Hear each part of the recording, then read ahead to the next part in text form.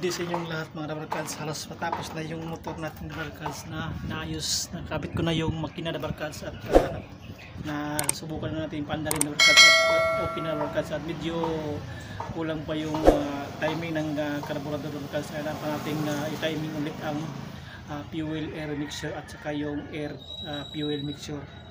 Ngayon Dabarkads, wala naman tayong gawa at hindi pa tayo tapos mag-quarantine. I-share ko muna sa inyo Dabarkads yung wiring ng ignition switch at saka yung headlight at saka yung horn. Ngayon Dabarkads, ituturo ko sa inyo Dabarkads kung paano mag-troubleshoot ng wiring sa ignition switch at saka yung headlight at saka yung sa horn Dabarkads or serbato ng ating Team X 155 Honda. Pag wiring ng Honda Dabarkads ay ito yung mga wiring niya. Pag sa Honda yung ito troubleshoot natin na wirings. Ang unahin kong i-share sa inyo Dabarkads itong horn natin Dabarkads. Ito yung wiring ng horn. Itong green Dabarkads, pagka sinabing kulay green ay pag sa Honda Dabarkads ng mga makina or Team X 155, pag sinabing kulay green, itong kulay green Dabarkads ay ground to sa Honda. Ito yung tinasabing na green. Itong ground Dabarkads, ibig sabihin ng green nga wire is negative. Ang horn, ang wire ng Team X Dabarkads ay ito yung sabi na negative trigger. Ito yung horn niya Dabarkads ay ang negative trigger. Pag green Dabarkads ay negative.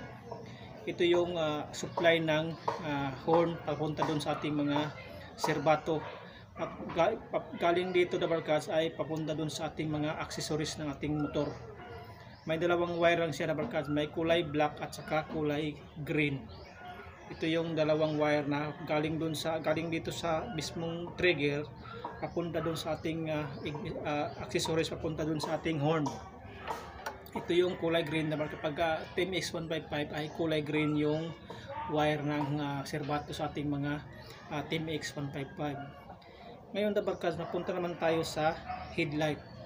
Headlight Dabarkads, yung sinasabing headlight ay high and low ng ating mga wiring. Pag sinabing high and low Dabarkads ay makikita natin Dabarkads ay meron siyang tatlong wire sa ating high and low ng ating mga headlight.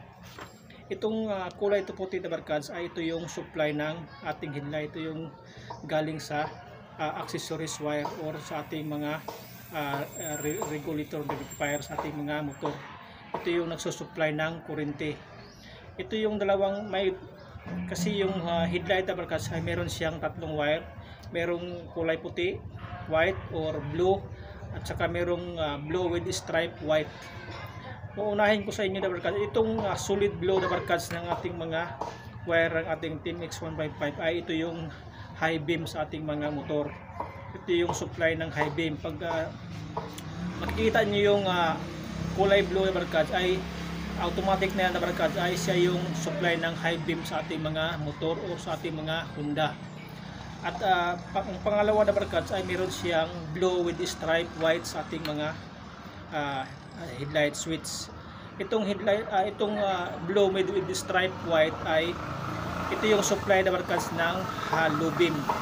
Pag makikita niyo Dabarkads na mayroong blue at mayroon siyang stripe white sa ating motor, ay automatic na yung Dabarkads ay siya yung low beam sa ating motor. Automatic na yan Dabarkads. At tatandaan nyo Dabarkads sa inyong mga headlight ng inyong mga Honda. Pag sinabing Honda, ito yung wire nya Dabarkads na inyong makikita sa inyong mga headlight switch sa inyong mga motor.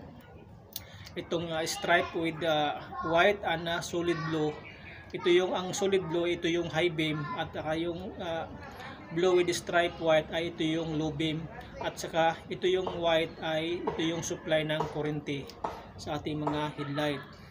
Ngayon Dabarkads ay mapunta naman tayo dito sa lit o signal light sa ating mga motor. Ganoon din Dabarkads, ang signal light sa ating mga motor ay meron siyang tatlong wire. Meron siyang kulay gray at orange at saka yung light blue. Meron siyang light blue sa ating mga wire sa ating mga Honda Team X 155. Itong gray Dabarkads ay ito yung trigger sa ating mga Honda o ito yung nagsusupply ng kuryente sa ating mga signal light. ito yung kulay gray. At itong kulay light blue na barkads ay ito yung papunta doon sa kanan ng ating mga signal light. Ito yung papunta sa kanan, itong light blue. Pag makikita nyo yung light blue na barkads sa ating mga signal light ay ito yung sa kanan na supply ng ating mga signal light. Itong orange na barkada ay ito naman yung sa left turn, sa kaliwa ng ating mga signal light. Pasensya na kayo na barkads, hindi natin muna masubukan kasi itong ginawa kong motor na barkads ay wala pang battery at saka wala pa ring signal light. Ay kailangan pa natin kabitan para mapapakita ko sa inyo kung paano mag troubleshoot ng signal light at saka headlight sa ating mga motor. Ito muna ba, review lang muna na barkads para malalaman nyo rin at magkaroon kayo ng idea patungkol sa wiring sa inyong mga Honda, sa inyong mga motor. At uulitin ko na barkads, itong kulay gray sa inyong mga signal light ay ito yung trigger niya at ito yung nagbibigay ng kurente punta dun sa ating mga signal light. Itong kulay orange na barkad ay ito yung sa kanan na signal light at ito yung ang light blue na barkads ay ito yung sa kaliwa na signal light. Kailangan yung tandaan na barkad para makikita nyo kaagad o malalaman nyo kaagad kung anong kulay ang dapat nyong ayusin kung mayroong problema ang inyong mga signal light sa inyong mga motor. Ito ang wire sa signal light na barkads. Ngayon na barkads ay mapunta naman tayo sa ignition switch sa ating mga Honda o sa inyong mga motor na Honda. Kasi bawat motor na barkads ay may kanya-kanyang wiring siya sa ating mga harness o tinatawag na harness. Itong may dalawang uri ng ignition switch na barkad. Mayroon siyang 3 pins at saka mayroon siyang 4 pins. Ngayon na barkad, isi-share ko sa inyo na barkad itong 4 pins sa ating mga ignition. At ang ignition na barkad, wala pa rin natin siyang switch kasi itong motor nga wala pang switch. Kaya isi-share ko sa inyo yung wiring lang muna sa paano natin ikabit yung ignition switch sa ating mga motor. Ang ignition switch na barkada ay mayroon siyang 4 wire o yung tinatawag na 4 pins sa ating mga motor. Ang unahin ko na barkads ay kulay green. Pag sinabing kulay green sa Honda barkads ay automatic na yan ay ground. Pag kulay green sa ating motor ay automatic na yan ground. At saka mayroon siyang red ay automatic na yan barkads ay siya yung positive. Galing tayo sa ating mga baterya, yung kulay pula. Pag makikita nyo na barkads ay meron siyang black na with stripe white ay siya yung trigger ba o kill switch sa ating mga motor. Ito yung siyang kill switch.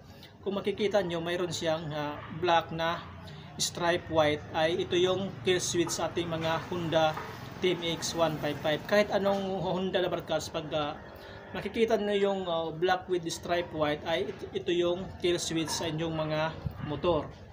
At mayroon siyang ang pang-apat na barkads ay solid black. Solid black sa inyong mga motor. Ang itong solid black na barkads ay ito yung tinatawag na accessories wire. Siya yung pag i-on natin yung ating susian ay pag ilagay natin sa accessories ay siya yung magsusupply ng kuryente papuntang headlight, papuntang signal light ay papuntang stoplight sa ating mga motor. Siya yung nagbibigay ng kuryente sa lahat ng accessories sa ating mga motor. Halimbawa, signal light, headlight, horn, at saka yung stoplight sa ating mga motor. Siya yung nagbibigay ng kuryente. Pag ilalagay natin ang susi natin sa ating motor, papunta doon sa accessories wire. Sana barkads at naliwanagan kami barkads patungkol sa wiring sa ating mga signal light. Meron siyang headlight at saka horn at saka sa ignition switch sa ating mga motor na Honda TMX 155. Pasensya na kayo barkads sa mga ng motor kasi yung bahay namin barkads ay malapit lang sa highway. Hindi natin maiwasan na may mga dumadaan na mga sasakyan at i-ignore nyo lang barkads. At ang importante barkads ay naintindihan nyo yung paliwanag ko patungkol sa wiring sa inyong mga motor o sa inyong mga Honda TMX 155 barkads. At At sana naliwanagan kayo Dabarkad sa review natin tungkol sa ating mga wiring sa inyong mga motor. Salamat sa inyong mga panonood Dabarkad, at bukas pa yun matatapos yung quarantine ko Dabarkad, at masusubukan natin Dabarkad na patakbuhin ang ating inaayos na motor para malaman natin Dabarkad kung okay na ba yung makina sa ating mga motor Dabarkad. Thank you sa inyong mga panonood Dabarkad, at share Dabarkad, sa like sa ating video para marami din tayong matutulungan at marami tayong ma-share ng kaalaman patungkol sa problema o solusyon sa inyong mga sasakyan. Good day sa inyong lahat Dabarkad. Thank you very much, at don't be a parts changer.